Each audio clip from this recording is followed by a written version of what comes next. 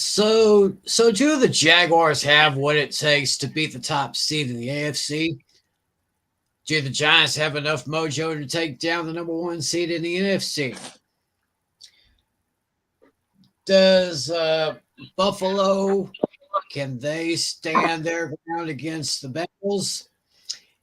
And how will probably the greatest NFC playoff rivalry of all time go down? Well, we're going to try to answer those questions and many more as we get you ready for the divisional playoff round in the 2022 NFL playoffs. It's time for Fantasy Football Fever starting right now.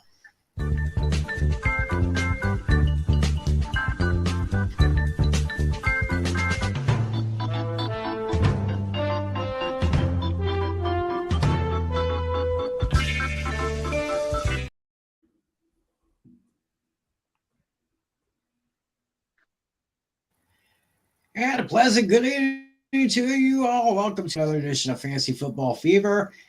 It is Friday night, January 20th, 2023. Great to have you all with us. My name is Tim Clellan, joined, of course, by my buddies over here, Mr. John Natale, our league commissioner. And, of course, down here is the one and only John Flynn, the host of Hooked on Sports. How you guys doing? Hey, guys. Yeah, doing very well. We're very happy about our Giants last week. Yeah, Life is good. Things are looking up. Yeah, the Giants won their first road playoff game in 11 years. Your Dallas Cowboys won their first road playoff game in 30 years. So our teams did very well last week. Yeah. Who would have thought? Out of the 4 teams left in the NFC, 3 of them represent the East. Who would have thought? You have 3 teams in the NFC East in the divisional round. The other is facing multiple federal investigations and lawsuits. Mm.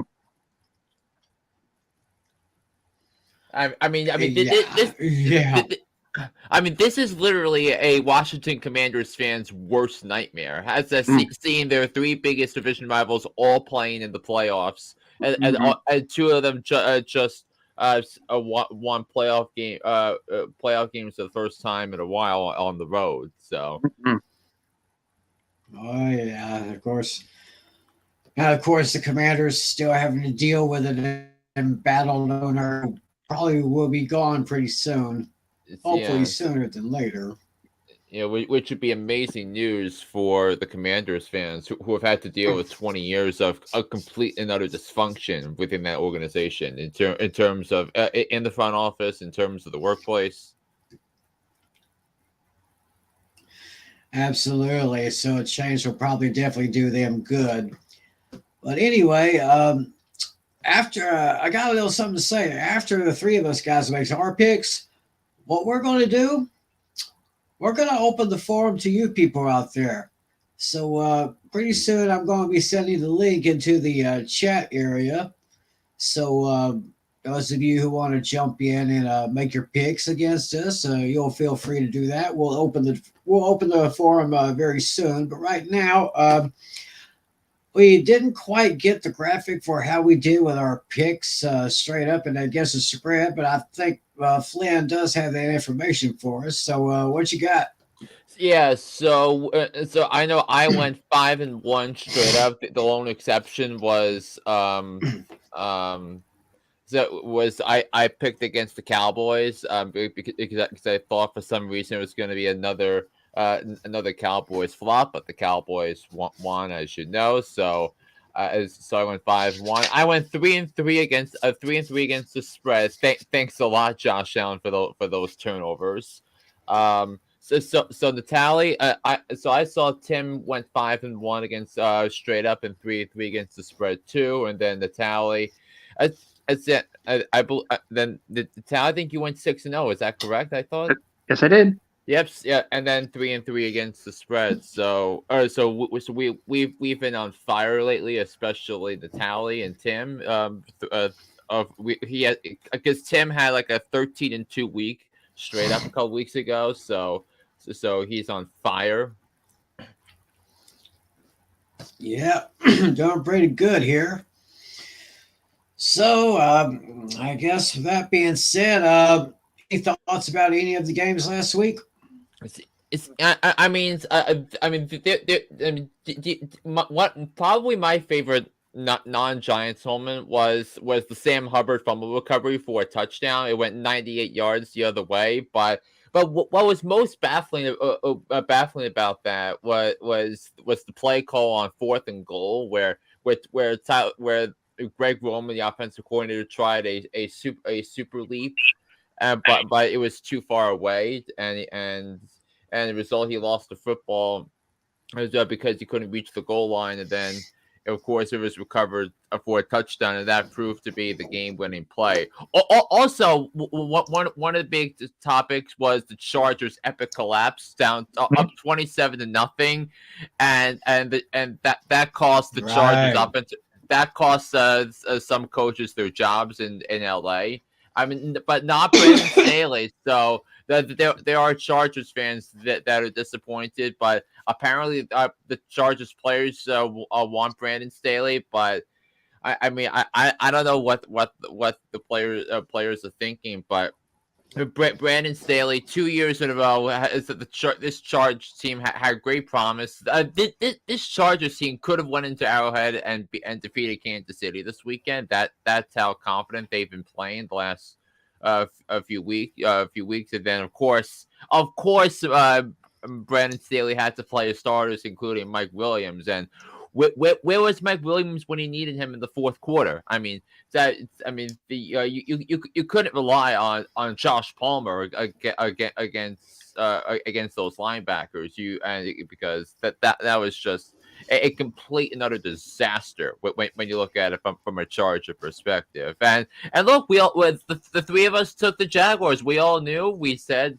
We all told you that the Jaguars were going to win because they had the better head coach and they had the better defense, and yeah, coaching matters.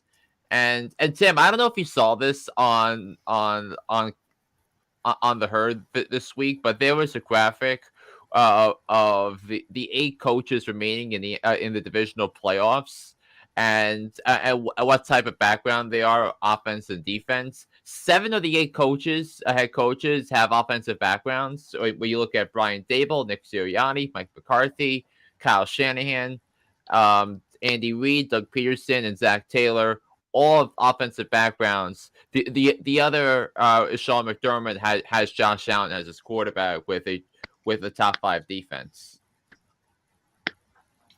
Uh-huh. So, Natalie, hit out to you from last week. Yeah, basically what Flynn said. I think the biggest standout for me was the Jaguars and the Chargers. Because I will say, I said the Chargers initially, but I'm so glad I changed my mind when I saw the Jaguars taking that like early lead or something. No, sorry, when the Chargers took it early, I'm like, oh no, here we go again. I'm like, every time I change my mind, it comes back to bite me. Yeah. But I'm glad it didn't. But then when I saw that Mike Williams injury, that made me want to change my mind. Yeah. I'm glad I did. But then I noticed something really cool. Something's very special. A very special stat about Trevor Lawrence that definitely changed things for me. When he plays on a Saturday in high school, college, and the NFL, on any Saturday, he is 32-0 in his career. I'm like, ooh, okay, now I'm definitely changing my mind to the Jaguars, and I'm so glad I did. But he is playing on a Saturday. He's playing tomorrow. Will he be 33-0? That remains to be seen. Mm-hmm. We shall see. Yeah, because they're a dangerous Chiefs team right here. We do have someone that wants to say hello here. Yes, Mass Deadly Dashy 937. How you doing there, buddy? Great to have you on the show. Hey, Dashy, if you stick around after we make our picks, we're gonna open the forum. So I'll put the link so you can join us on the show and you can make your picks. Kind of like the same thing we did the other night with the 4 horsemen. So stick around, buddy. So I think I think what stood out for me was how the Miami Dolphins almost pulled it out. You gotta watch this Miami Dolphins team because I think they got what it takes for success a little further down the road. But of course, I still have my concerns about Tua time. I mean, with the concussions that he had this past year, they really, really need to keep an eye on that because we're talking long term effects. I mean, if he wanted to retire, I'd have no shame with that. Just thinking of his long term, and of course, I'm a homer. Homer, our first 30 years, first time, and maybe the last time that we beat Tom. And it was like 30 years ago when Jimmy Johnson first said those famous words, "How about them Cowboys?" That definitely sticks out for me. Yeah, I actually disagree with you on your take about the Dolphins because because that game was all about the Bills and the mind-numbing mistakes they made, and also the large margin of error that the Bills had for victory. So the Bills maximized the margin of the room for error they had. Because they were so talented and they're so deep on all three levels of defense. But the Dolphins had forced three turnovers and they scored 17 points off those three turnovers. And if it wasn't for those turnovers, it was probably a cakewalk because the Bills outgained the Dolphins nearly 2-1 in terms of the total yardage. But you had the forced fumble touchdown. You had a couple of mistakes in the first half that kept the Dolphins in it, and actually galvanized the Dolphins to play for 60 minutes. But but Skylar Thompson, he was he was hit my expectations of him not being the quarterback that was needed to beat this Bills team. So I think but now Buffalo is playing Cincinnati. But we'll get into it. Buffalo and Cincinnati did not play great whatsoever on Sunday. So there's going to be a lot of pressure on not only the Bills but also the Bengals, because the Bengals went to the Super Bowl last year, and the Bills have that pressure as well, because you never know when the Bills Super Bowl window is suddenly going to close, and with Josh Allen's mega contract kicking in next year, that means there's going to be a lot of salary cap focus that's going to be placed upon Josh Allen. So is this now or never for the Buffalo Bills? We'll have to see exactly how that pans out in the end.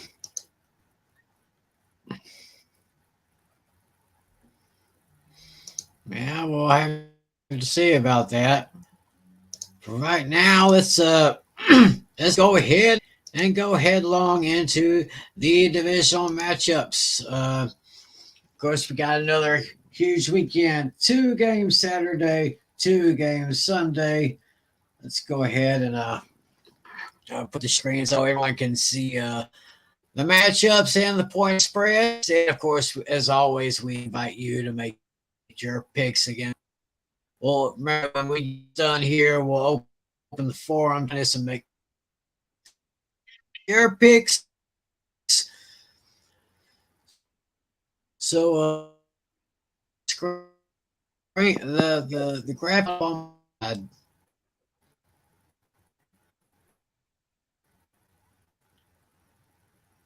we get here.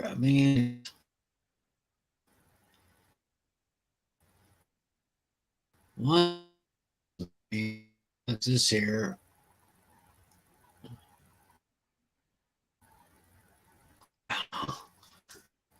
Oh boy, haven't y'all. So here, let me remove that.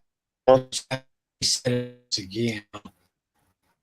I'll try to put it up here so everybody will be able to see that here. All right, we'll clear that out. All right, we'll try to share the screen once again. Folks, let's see if this thing gets up there.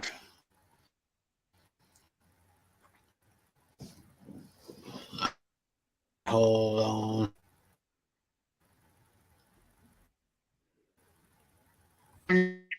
Screen.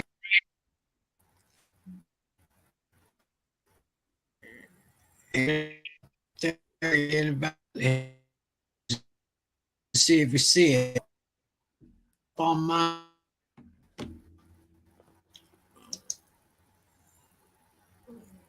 uh,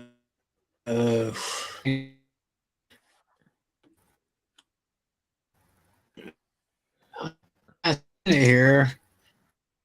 You may to Yeah, I may and just go ahead and wing it here and show up on the screen any second now. But anyway, we're going to go ahead.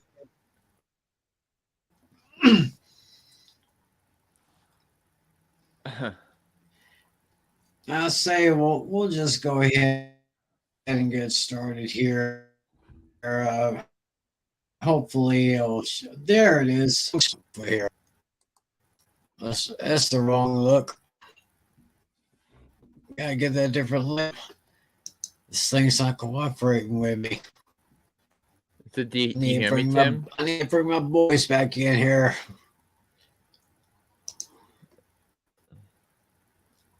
Oh man. Yeah. Well, yeah, still connection problems. Yeah. We really need to talk to our technical director, Irene Namer, see if she could help me out with this situation right here. See right now.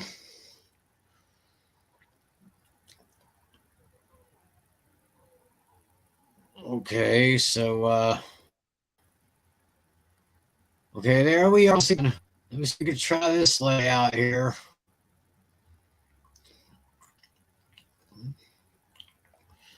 This thing is just moving very slowly. What was thing here? So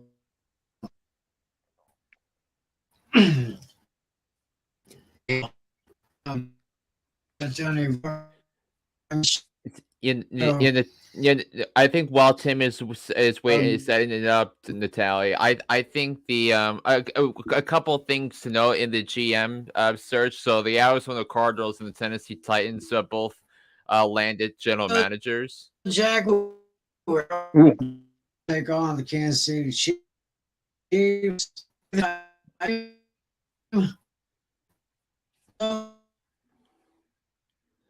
Yes, Tim is still having problems, but so one thing I was gonna say was that the Cardinals hired Monty Ford as their general manager on Tuesday, and he said in his press conference that ego has no business being in the organization, and I think that's telling about Kyler Murray and the immaturity there.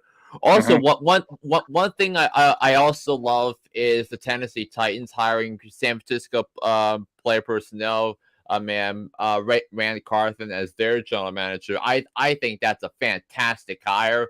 So because yeah, he worked with Belichick in player development and player evaluation, and he brought that over to San Francisco, and he helped build a powerhouse team alongside John Lynch. So I think that's a fantastic hire for Tennessee. Now it's gonna be interesting to see how he handles the salary cap situation there. It's gonna be a lot easier with Tannehill's contract expiring after next season. So I think the Titans as an organization are better than they were on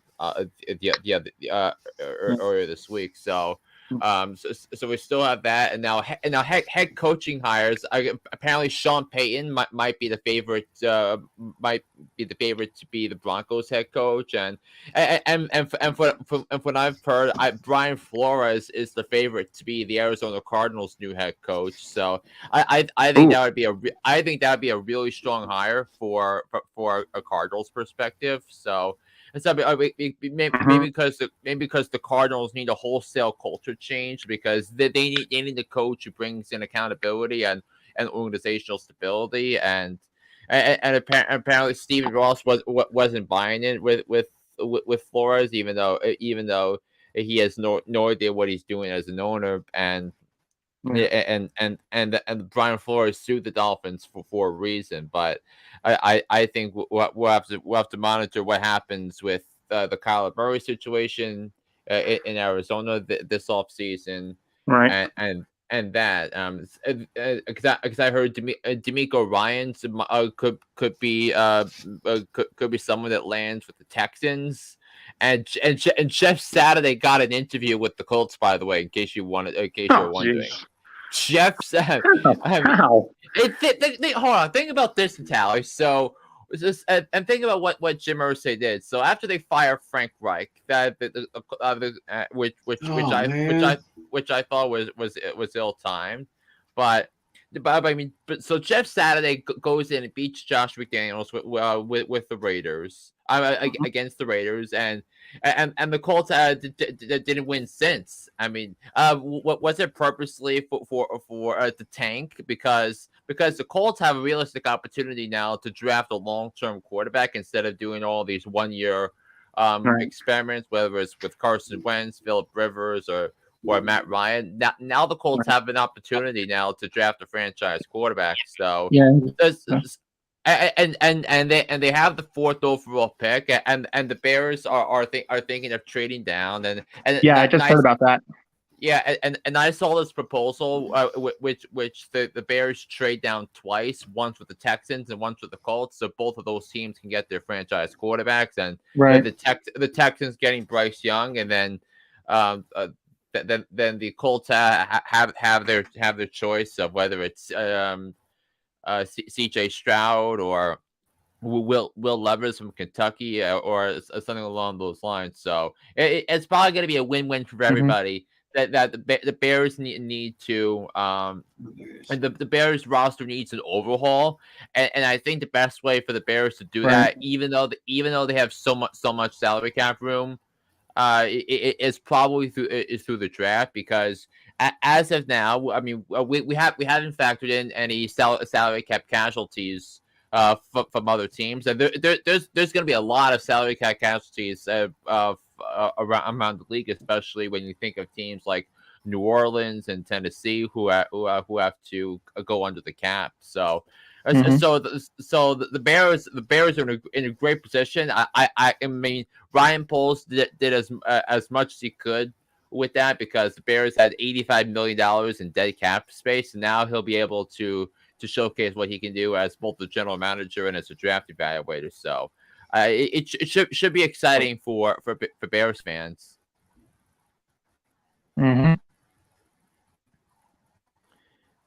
Anyways, and Tim, I think we're ready to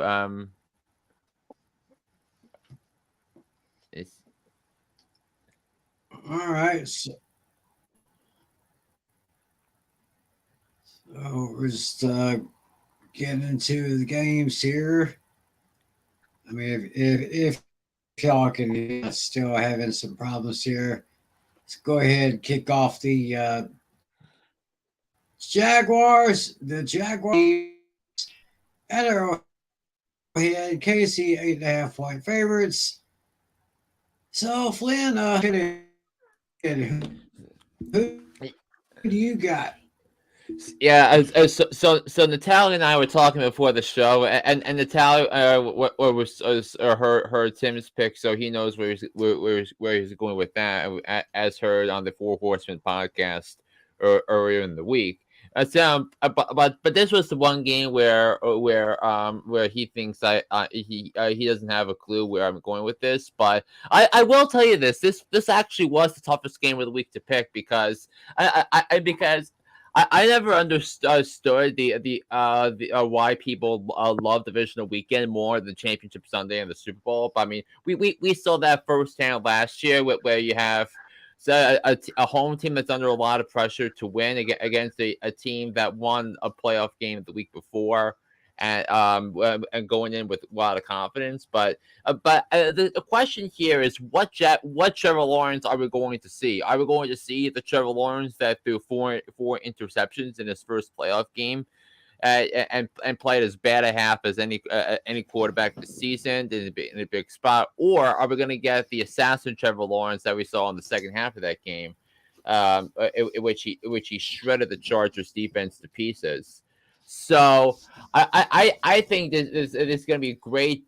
I think Doug Peterson against Andy Reid is going to be a heck of a matchup because Doug Peterson will want to work for Andy Reid, both in Philadelphia and in Kansas City. So I think so he's going to know the types of things that the Chiefs are going to throw at the Jaguars' way. So I think the Jaguars are going to be ready for that. But look, I think both of these teams are similar. I think Jacksonville's defense is a bit more talented than Kansas City's. Obviously, I think Trevor Lawrence I know Trevor Lawrence is going to be on my list of top 8 or top 7 quarterbacks in the NFL going into next season when I do my quarterback ranking chart this summer.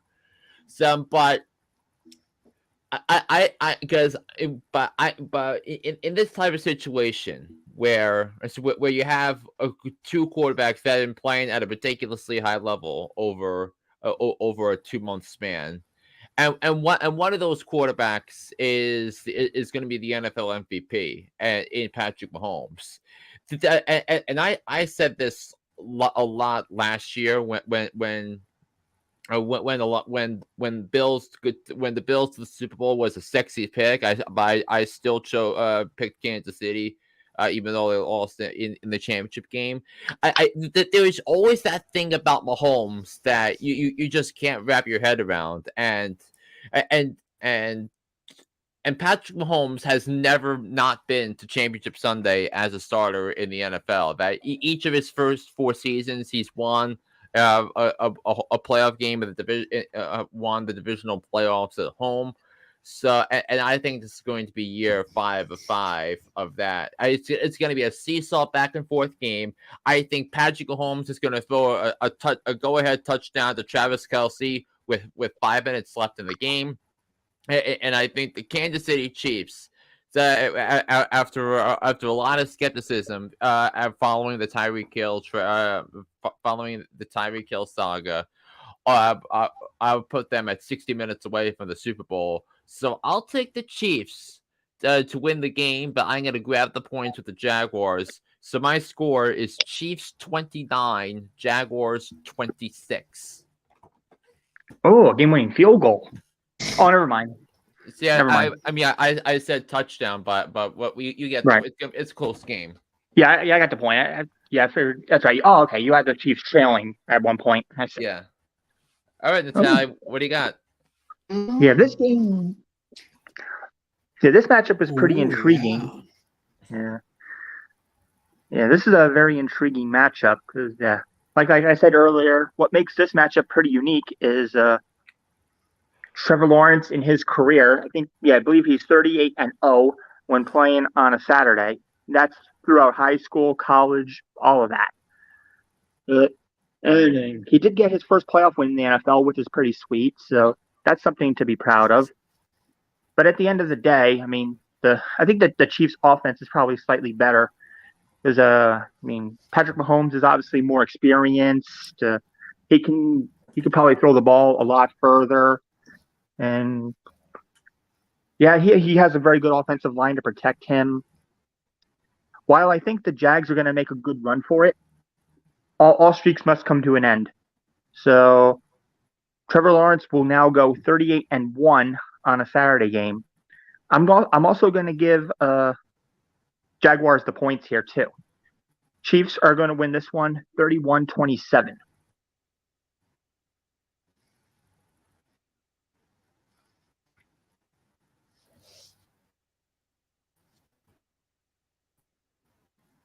All right, Tim.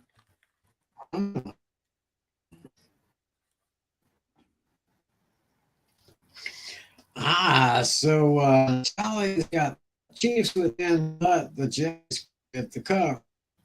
Mm-hmm. And actually, I'm kind of leaning toward this as well. And the Jags are going to make a game out of this thing. They're going to make the work hard for this one, but I think the Chiefs will pull it out probably about maybe 10 minutes left in the game, and maybe a late touchdown pass to the great tight end Travis Kelce.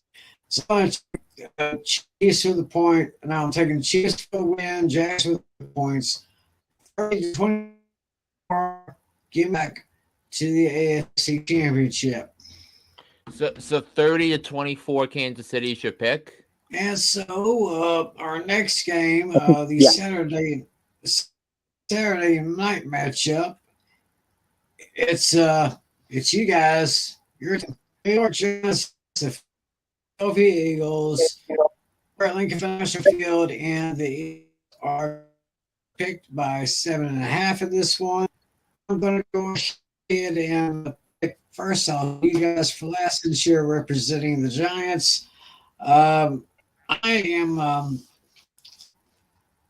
am still very impressed with how the Giants were able to pull off their victory last week.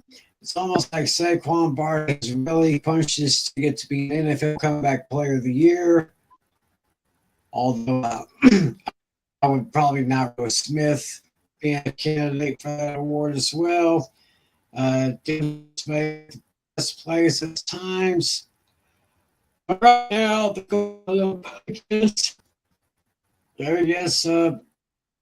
Eagles, for the Eagles, is of course one hurt. Other than that, they may have Warner in there who been filled in quite well in Hurt's absence. I hate to say this. I've got Philly winning and covering. I'm going to give the Eagles a dime this week. Give me the Eagles 20.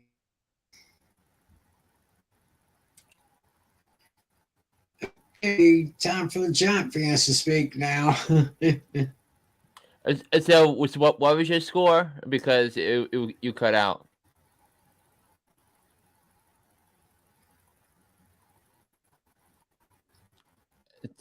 Tim, what was your score? Because you cut out.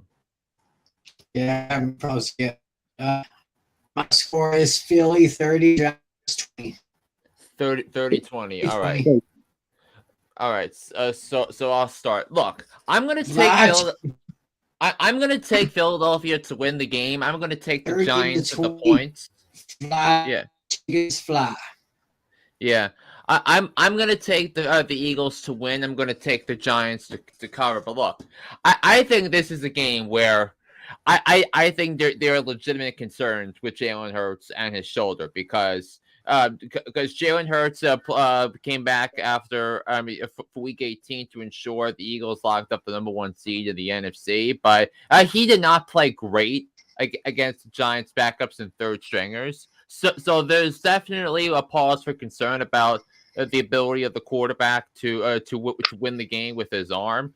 So I think it'll make it. So I think him not being 100% makes it a little easier for Wink Martindale to dial up the different stunts and blitz packages when going after him, whether it's Dexter Lawrence, Leonard Williams, or Kayvon Thibodeau trying to utilize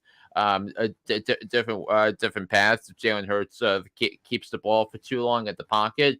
So I think there's that could be a legit legit concern here. But look, This Giants team is confident. They have nothing to lose. Nobody expected the Giants after all the salary cap damage that Dave Gettleman left them with.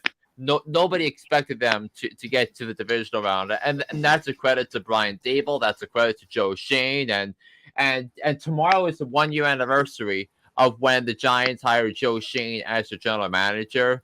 That's when we knew everything was going to be different. That Joe Shane and Brian Dable have delivered organizational accountability, and this team is so well coached and buttoned up.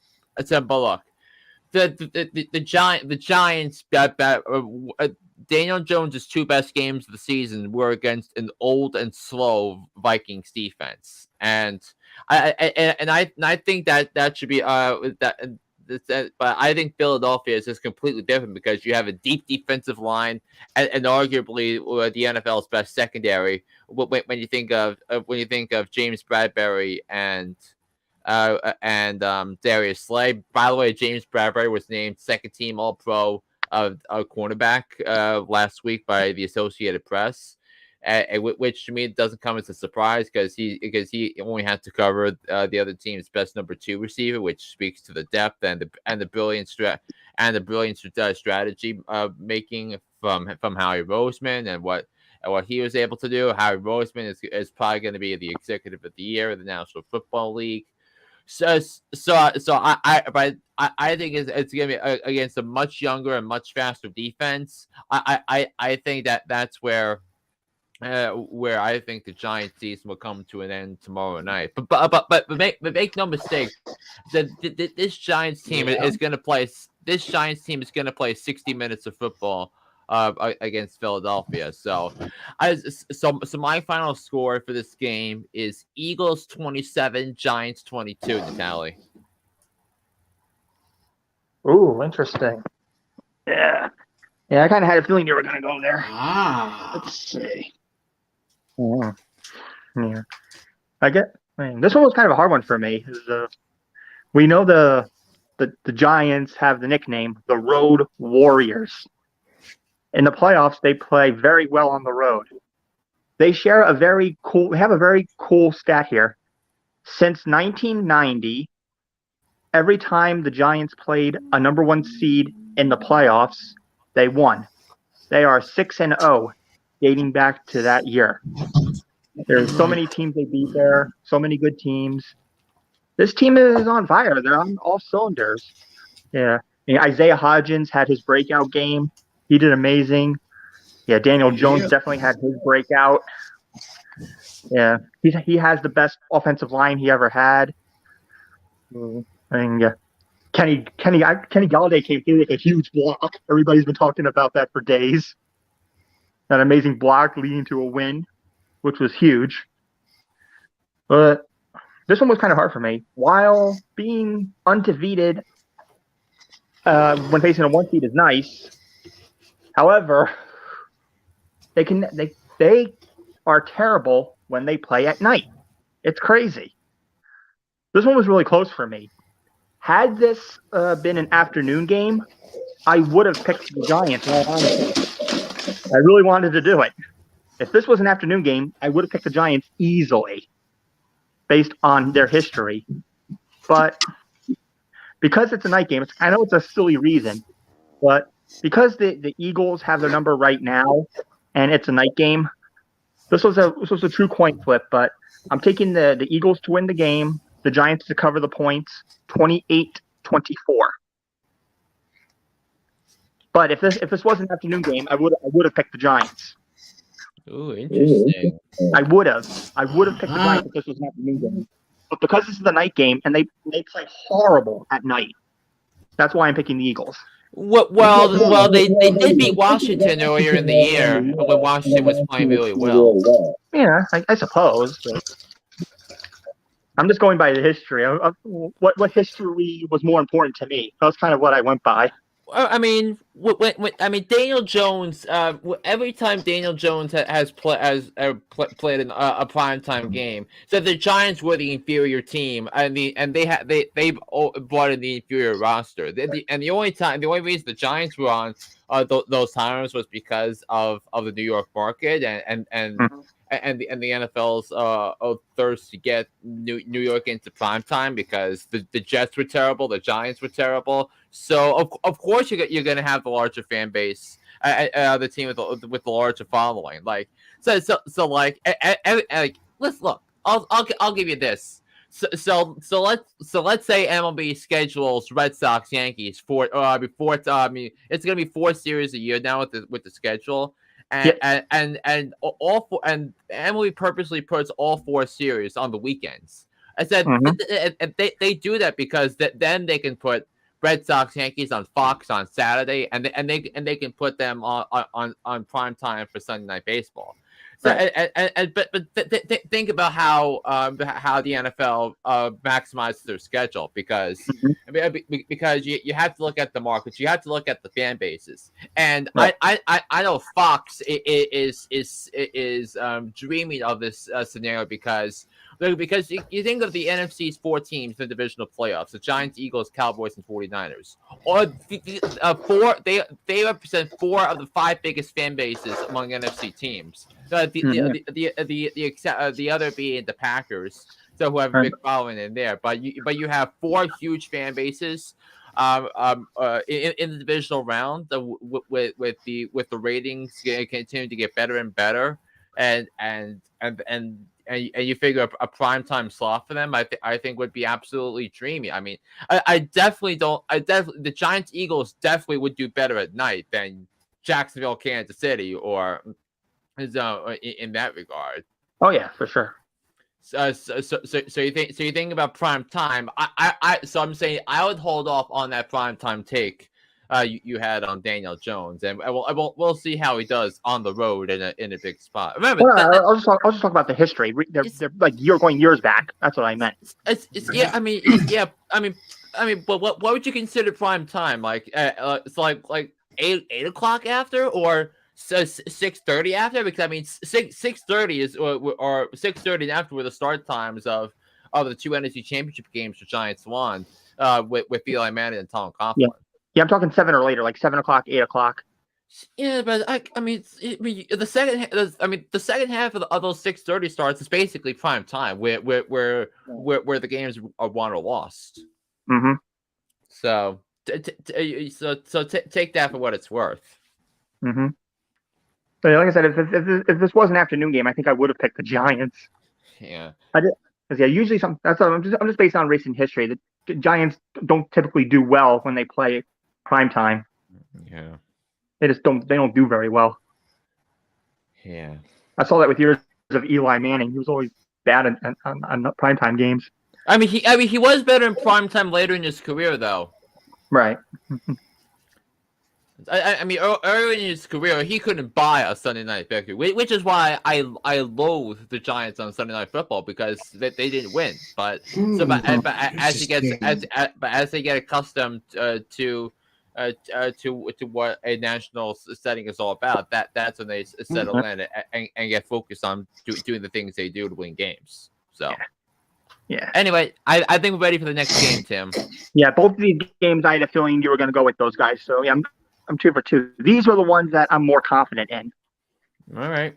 As far as your picks go, the bottom bracket is where I'm more confident. All right, Tim.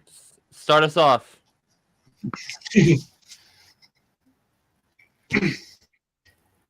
All right, let's go to Sunday now.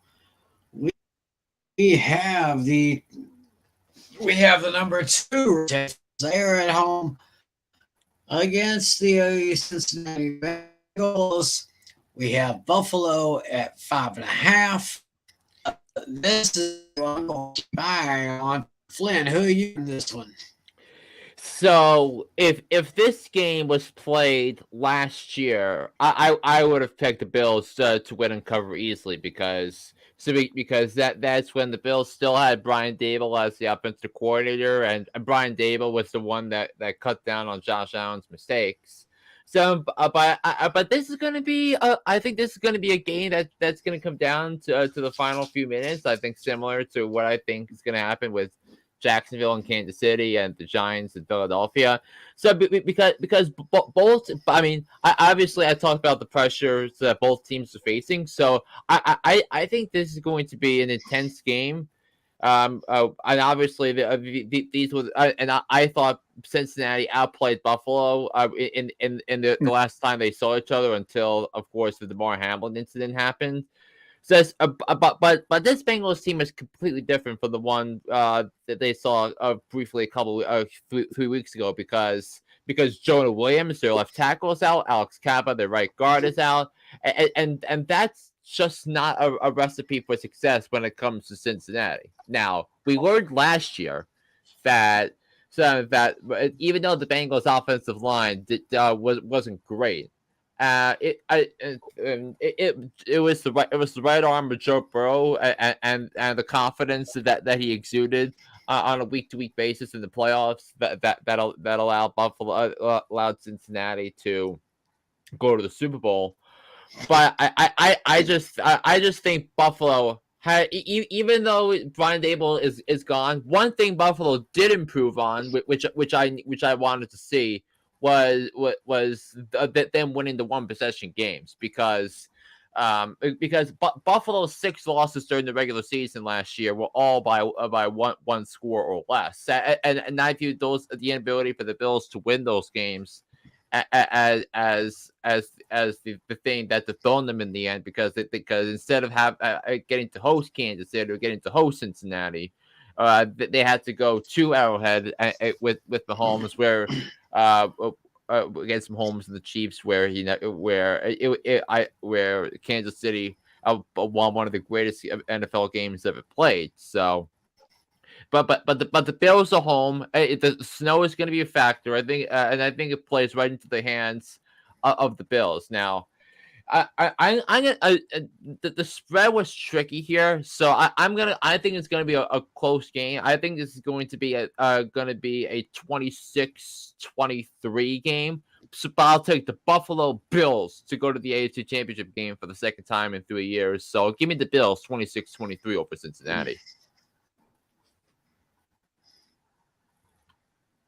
I read the tally. Yeah, that's exactly where I thought you were going, because I remember a discussion we had a couple weeks back. All right, nice. I was just, I had a feeling you were going to go there because, like, dating back to a discussion we had recently, who is our Super Bowl prediction as of right now? And you said 49ers and Bills, so I had a feeling you were going to stick by that. But now it's going to remain to be seen if the next game, it'll still be the same. That's where it remains to be seen. So I think you're going to say 49ers, but we'll see. As far as my prediction goes, yeah, this one was the hardest one for me. I had to think about this one long and hard. I mean, both offenses are pretty good, and both defenses are very strong too. This one, I think, is going to have the highest combined point total. The receivers are going to step up big. It's going to be a receiver slugfest. I can see both Stephon Diggs and Gabe Davis getting a touchdown in this game, as well as Jamar Chase and T. Higgins. I see touchdown from all 4 of them. So that might be a bit of a reach, but we'll see what happens. In the end, I think it's going to come down. I think it's going to come down to a last-minute field goal, and it's going to be in the hands of Tyler Bass. So give me the Buffalo Bills to win and the Bengals to cover, 34-31.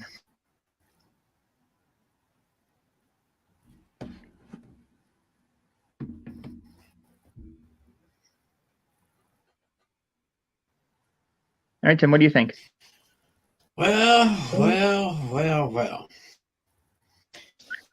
This has got prime time written all over it, even though it's a 3 p.m. Eastern starting 3 p.m. Eastern game. I think that Burrow was able to pull it out. And Buffalo is off their bye week. They're getting ready.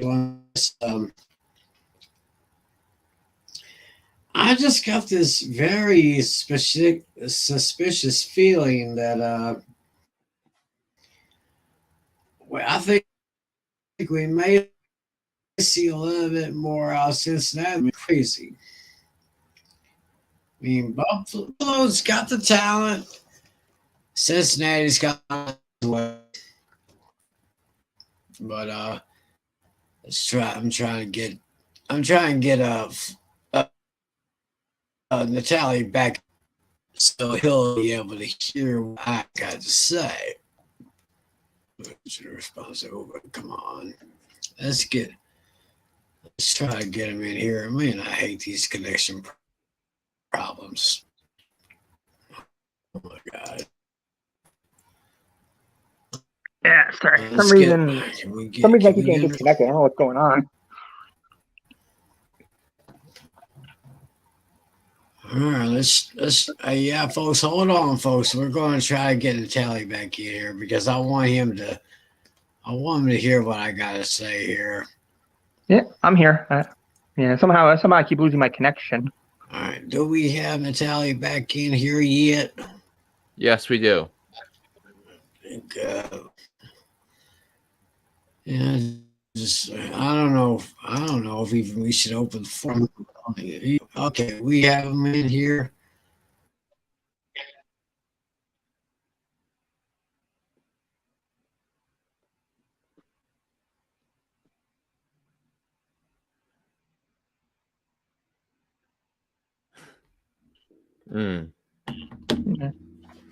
Yeah, I already know where he's going, so I'm just going to keep quiet.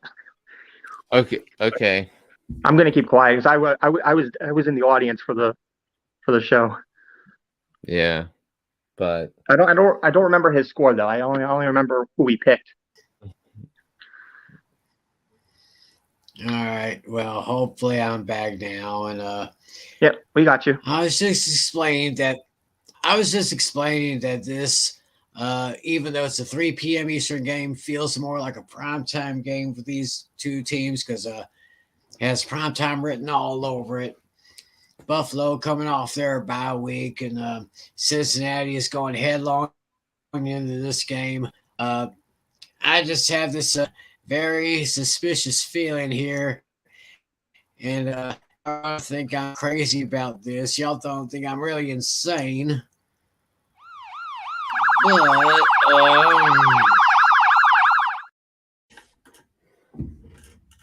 But you're taking the Cincinnati Bengals, I see. Late second field goal, I'd say probably within the last 2 minutes of the game. Cincinnati 31, Bills 28. Bills are going to make them fight for it, but I just got this feeling Cincinnati will get pushed over the edge and into the championship against the Kansas City Chiefs. Ooh. And that's all I got to say about that. And now we go to the fourth and final game of divisional playoff round. This is probably, as I said earlier, probably the greatest NFC postseason rivalry in history. We got the Dallas Cowboys against the San Francisco 49ers at Levi Stadium. 49ers are 3.5-point favorites. All right, Flynn. We got a good one here. And this is actually the first playoff. Will be the first playoff game of the season between two teams that did not see each other during the regular season because they did not play each other. So it's gonna be an interesting game. However, they do have the experience of playing each other in the wild card round a year ago. So definitely some experiences there. But look, I'm going to take the 49ers to win. I'm going to take the 49ers to cover. And look, I was a little hesitant on this because the 49ers have only faced two teams They only played 2 games this year where the opponent won 10 games or more, and those were the Chargers who lost, and the other is Kansas City, whom the 49ers lost to by over 20 points. So take out Kansas City, and this is probably the best team the 49ers have seen all year long. And I do think that you look at the coaching, you look at the quarterback and the roster and the game plan. I think it's going to be significantly better than the hapless game plan that Todd Bowles and Byron Leftwich put out for the Tampa Bay Buccaneers. I mean, Tampa was totally unprepared for it. They said that they came out flat and they never really showed up at all. Tom Brady was a double agent most of that game. But I think this is going to be one where better coach, better defense. San Francisco has the number 1 defense in the NFL. Their linebackers are unbelievable, led by Fred Warner. I think the defense is going to show up and make some plays, particularly that defensive line. However, Dallas's offensive line has come together at just the right time. So, but I don't think it's going to matter in the end. I think the 49ers are going to force Dak Prescott into a couple of mistakes, and I think the 49ers are going to utilize the home field advantage at Levi Stadium to their benefit. I'll take the Niners to win this game to tally 27-20.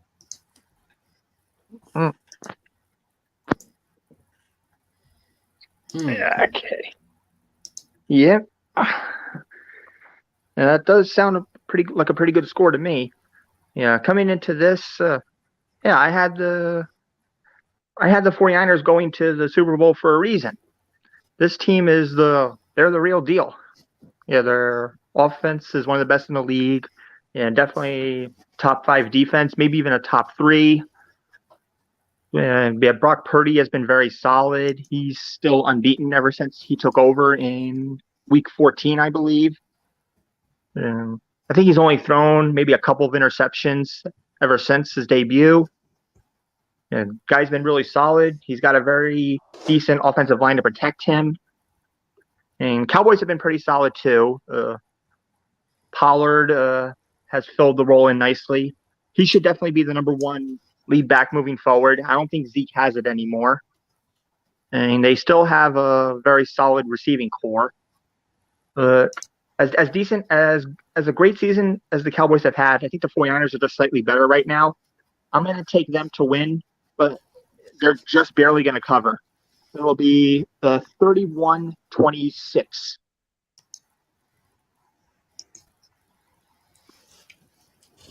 So we got 2 for the 49ers. Mm-hmm. Yeah, this is probably the NFC's greatest postseason rivalry right here.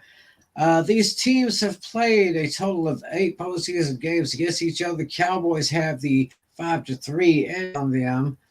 Of course, the most recent matchup was, of course, last year in the wild card playoff when time ran out on Dak Prescott when he decided to ball instead of pass it. Could have made maybe 1 or 2 short slant passes, and maybe could have set up for a game-winning field goal, but he just ran the ball, time ran out, and that was it. Now they got Brock Purdy for the 49ers. This kid has been nothing short of amazing, just coming out of basically nowhere with both Jimmy Garoppolo and Trey Lance, both of them out with injuries. And I believe after this season, Jimmy will be out, period. So, but I think it's going to be a last-second field goal for Brett Maher, who, of course, last week became the first kicker in history to miss 4 extra points in one game. I mean, I was starting to think, well, we put Charlie Brown in there. At least they won't swipe the football away at the last second. Yep.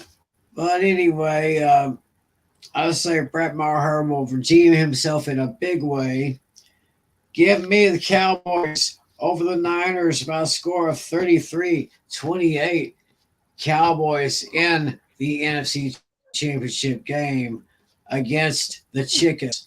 That is going to be something else. Yeah.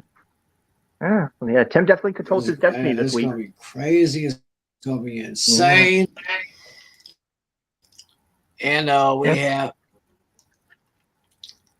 to do that. Hey, we got someone else just wanted to say hello. LC Muscles, one of my fellow horsemen. What's up, Tiny? Well, that's supposed to be Tiny Tim. That's what they call me on the show. So, hey, if you're still around, I put the link in the chat area right there. If anybody wants to come on in and join us at your pitching, we're going to welcome you in. So just get on that link right there that I sent y'all. Here, let me see right here. Let's see like this here. Show it to y'all so y'all be able to jot it down and put it up here again. All right, let's put it up. All right, I hit it. So it shows everybody. Here we go. All right, there. Just go ahead and click that link, and hopefully we'll get to a few here in the hour or so. There's the link. So it's just, and we actually do have our first guest to come into the show here. First, good fan of the Four Horsemen. He's starting to be fever. He is a big time Cincinnati Bengals fan. Let's get him right now. Oh, come on, don't that message there. All right, let's get him. Steam. With these connection problems, it's going to probably be a hassle trying to get everybody in here. But we lost him. So let's see if we can get him back again. All right. I'm sure he's got a lot to say about his Bengals and the Bills over on Sunday afternoon. Ladies and gentlemen, I present to you my good friend, Cincinnati Bengals fan, Matt Lee. He's Ben. What's up? Welcome. Appreciate being here. So I'm gonna go through the games in order. First game, I had, like I said, last night on my stream, I had a coin flip on this one, and I said I'm going to stick to what the coin said. I'm picking Jacksonville to win, but this is not my upset. Oh boy, this is terrible. I heard him fine. He said Jacksonville. Oh my gosh. Well, I mean, Jacksonville's an 8.5 point dog, so that would be an upset. Okay, if anybody, I have an upset coming up. I got the Giants upsetting the Eagles here. Yeah. All right. Because here's my reason why I had the Giants upsetting the Eagles. The Giants had never lost to the number one seed in the playoffs. And I think that streak will continue. Giving the Giants to upset the Eagles here. Next up, this is my game of the week, and that gets to the keys. Well, some of the keys to winning this game. 1, you got to stop the run. 2, you got to play man on coverage on their wide receivers, tight ends, and running backs and fullbacks as well. 3, you got to pressure Allen. 4, win the turnover battle. 5, you got to make the passing game your main priority because you want to take advantage of that Bills secondary. You only use the run game if you need to. You got to utilize your receivers, tight ends, and running backs. And 8, score quickly. I'm going with my Bengals to win this one because here's the thing. I expect us to go into this game knowing I want to screw up the NFL schedule. And I think we could do that. Giving the Bengals to go into Buffalo to beat the Bills on my game of the week. And finally, this is my point spread game of the week. I do got the Cowboys covering the spread, the point spread. But I think the 49ers will win 21-18. Mm-hmm. Wow, interesting. Yeah. I want to know something. So, Dashies. I do want to know what's your concern level with the offensive line and the injuries for Cincinnati. Here's my concern.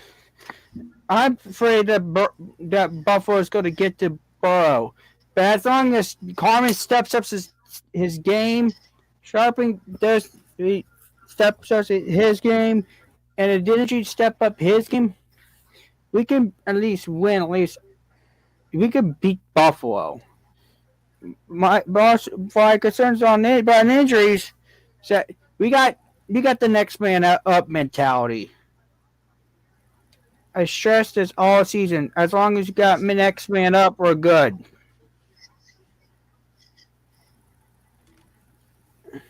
All right. All righty then. Well, that's Dashies with his thing here. Anybody else out there wants to come join us? We'll have things open here. Maybe the next 5 or 10 minutes or whatever it takes here. So it looks like I've got Kansas City, Philadelphia, Cincinnati, and Dallas. Yeah. So you got 2 home teams, 2 away teams. Yeah, Flynn and I we all picked the home team. Mm-hmm. Yeah, we have the same exact setup, point coverage and stuff like that. Mm-hmm. So Flynn and I are going to finish exactly the same no matter what. So Tim controls his destiny right here. Yeah. yeah, probably. Yeah, and also Tim and Natalie have the same record straight up. They're now 174, 101, and 2 on the season straight up. Oh. Wait, Yeah, that's including the playoffs, right? Yeah, and I am, and I'm 4 games ahead of you. I'm at 178, 97, and 2. I'm on my podcast. I'm a game better because I made a change to a pick from one of our Tuesday shows to one of my Thursday podcasts. So yeah. In terms of this podcast, I need to go 5-2 the last over the next 3 weeks to avoid 100 losses. Yeah. I can't pick up any games on you, so we picked exactly the same. Yeah. But yeah, Tim could, but yeah. Oh yeah. And we have another guest coming into the stream right now, ladies and gentlemen. He is a really, really good friend of mine. He is a fan of the Pittsburgh Steelers. And ladies and gentlemen, I'm also proud to say he is a fellow horseman. Yes, sir. That's right. My good buddy, L. Muscles. What's up, dude? Welcome, How you buddy. doing? good. How's it going? Tiny Tim, the legend. I'm glad to be on your show. So how you doing, man? How you guys doing? We're doing good. All of our teams are still winning. With the Giants for me and Natalie, and then and Tim with his Cowboys. Very nice. My team's, out of it, but hey, I'm not going to complain at the end of the day. At the end of the day, it is what it is. I know me and Tiny Tim did talk about our picks though in the 4 Horsemen of Pick'ems. But I could go over a few quick picks that I have, though, for the game and just get a little bit more of a thought for my game.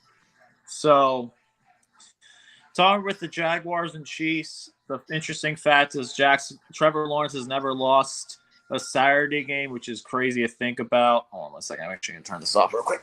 My TV off, but 1 second. Just give me 1 second here.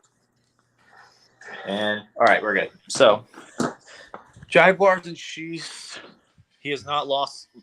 Trevor Lawrence has not lost a Saturday game. I would love to see Trevor Lawrence get the upset win. I think this game will be a lot closer than people think. The problem is that Andy Reid and the bye week, it's literally like he never loses in the bye week. He never does. That's a brilliant point. He never Lucas. does. Even when he was coaching the Eagles, he never loses during the bye week. It's going to be a tough test, though. And Trevor Lawrence and the Jaguars, I think that they will put up a great fight. If I had to pick up a couple fantasy players, like I know you guys talk about fantasy football stuff, if I had to pick a couple fantasy players to make a big impact, look for Christian Kirk. That is my number one play for. I think Christian Kirk. He's been great this year. He's been great this year, and over the past few weeks, Christian Kirk has been one of Trevor Lawrence's favorite targets, averaging 8.5 targets a game. So he has been one of the guys that Trevor Lawrence has been getting more comfortable with, and I'm glad that Jacksonville signed with him. And Jacksonville, let's be honest here, this is not their final form. Next year will be a lot better because now guess who they get back next year? Calvin Ridley. So they're going to have Calvin Ridley along with that. That offense next year is going to be something to behold, dude. It's insane. Yeah, and the rest of the division is a complete mess because Tennessee, their roster is going down the drain. The Colts and Texans are going to be rebuilding. So you could see a Jags team that could be a potential top 3 seed in the AFC next year. I can see that because the Chiefs and Chargers, the Chiefs next year, the Bengals next year, they all have tough schedules going into the next year. So I'm excited to see how good the Jaguars can really be. But next year, I just think this year Jacksonville's story comes to an end. I think that at the end of the day, I think the Chiefs get the job done. My final score, if I had to update my final score, would probably be 37-31. Give me the Kansas City Chiefs. Mm-hmm. So the next one up is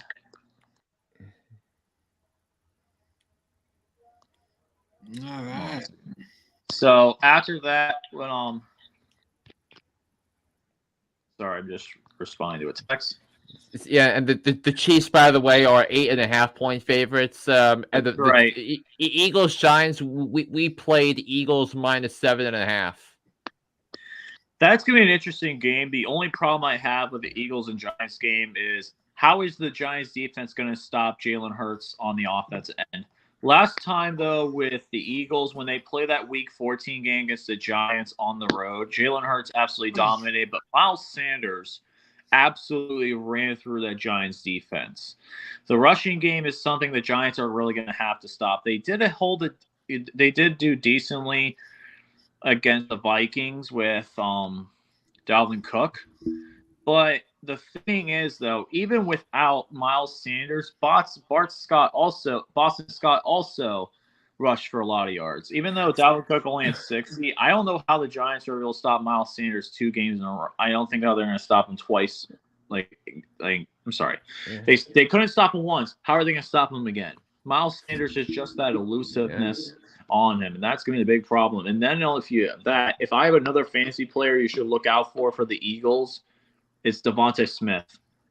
That is a player I feel like is going to get a lot of separation. He's going to go against the Giants' number 2 cornerback, and I feel like he's going to have a really good matchup on his end. So I think if A.J. Brown gets a lot of double teams with the safety and cornerback covering him, I think that Devontae Smith's going to get a lot of looks.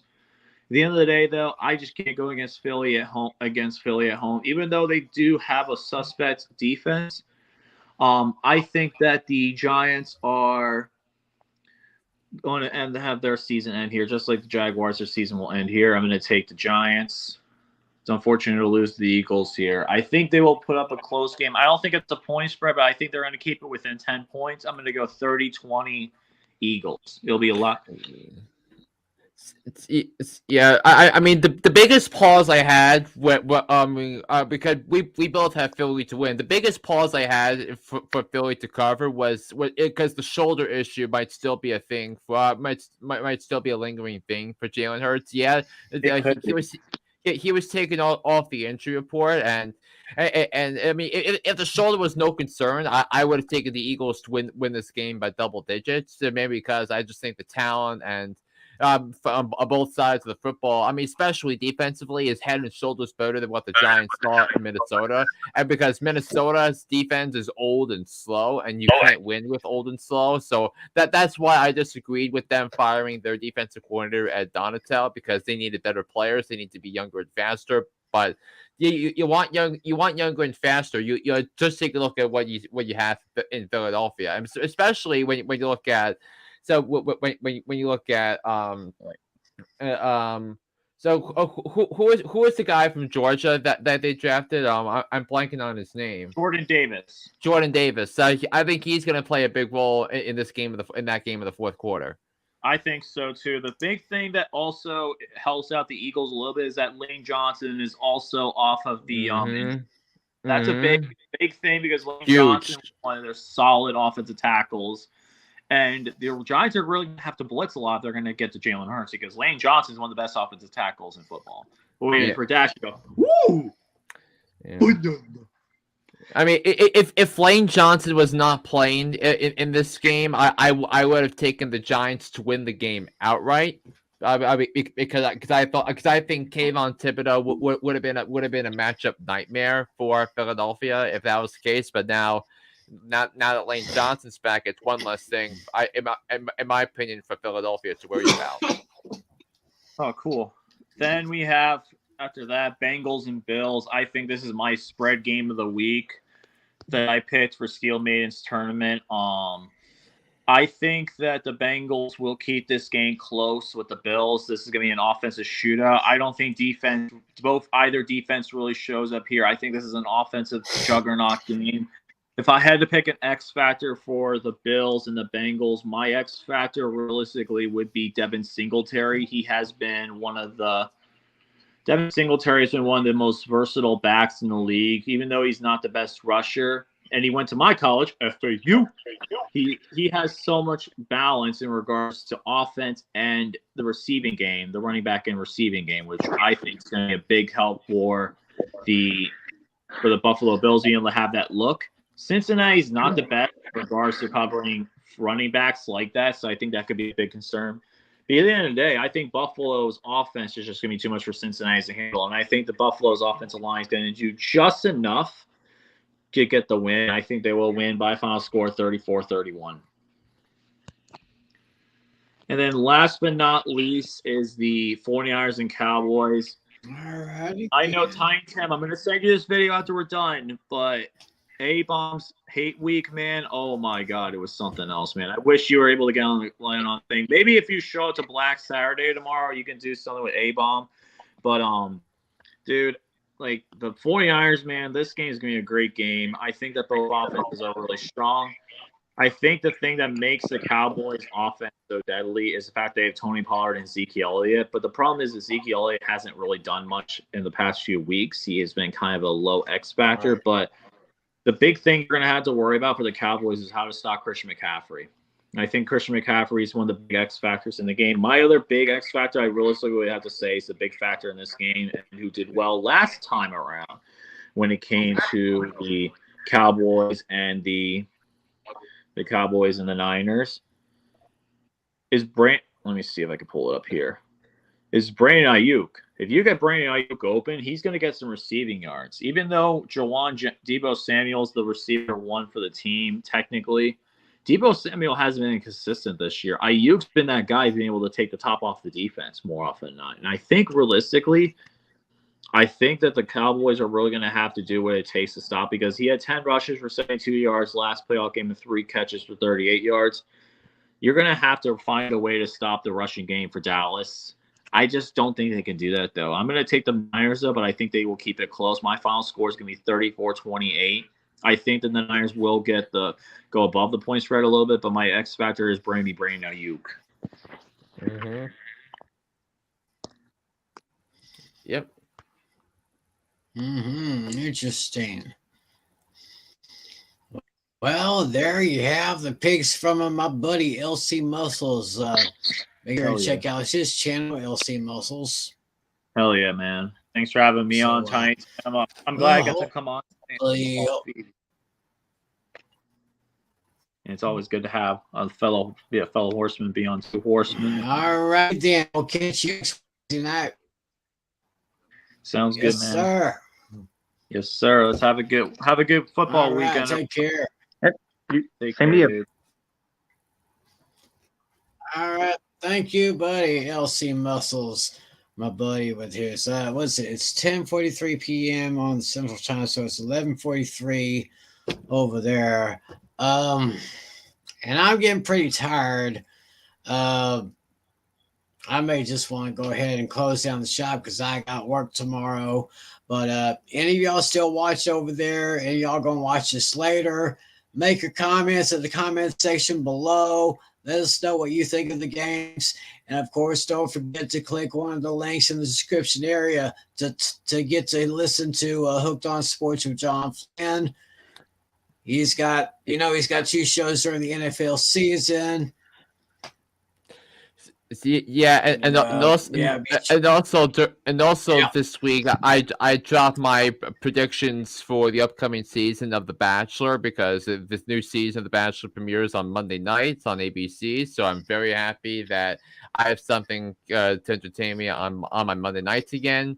Other than football. So my predictions for that. I think it's going to be a fun season. Zach Shawcross is the Bachelor, so I'm very excited for him. I think he's going to be great. So definitely listen to the episode I dropped last night for some of the names to watch for the Bachelor.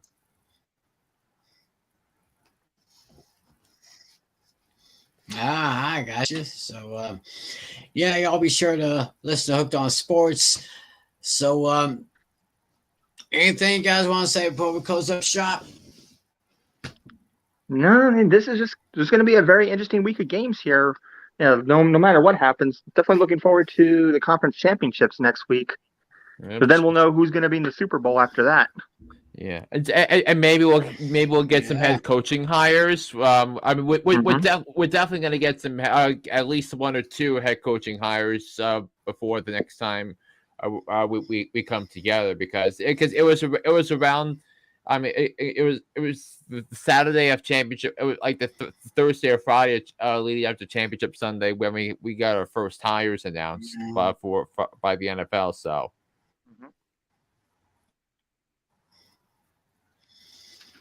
Oh, okay. Well, and with us, we will close up fantasy football. Thank you so much for joining us. Enjoy the games, everybody. We're getting closer and closer to Super Bowl 57 at State Farm Arena or State Farm Stadium in Glendale, Arizona. And of course, we're going to take you all the way there. So, for John Mann, for John Natali, for our technical director, wherever she may be, and Irene Namer. Irene, wherever you are, we miss you, gal. Mwah.